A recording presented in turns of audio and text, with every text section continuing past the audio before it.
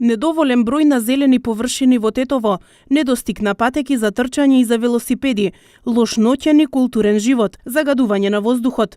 Ова се само дел од проблемите со кои се соочуваат младите во нашиот град, а за кои се дискутираше на денешниот локален младински форум. Целта на оваа неформално структурирана дискусија е да се слушнат можните решенија за надминување на овие проблеми. Целна група се разбира младите во Тетово. Тие се во фокусот, тие ги кажаа своите предизвици како млади во Тетово, со кои што се соочуваат проблеми, приоритети кои им се. А денеска сме тука, значи тоа беше консултативна средба само со млади. Денеска тука заедно со сите надлежни, со донесувачите на одлуки, со сите засегнати страни да дискутираме за што може да се стори на тој план.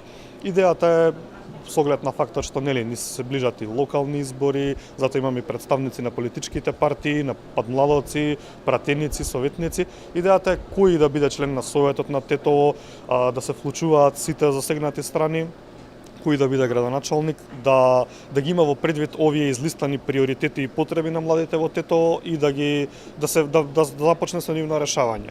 А тоа се разноразни приоритети и потреби, дали е тоа културно-забавен живот, инвестиции во образовна инфраструктура, спортско-рекреативни објекти, предизвици со оглед на фактот што Тетово е мултиетничка средина, предизвици од живењето во мултиетничка средина со повеќе различни заедници.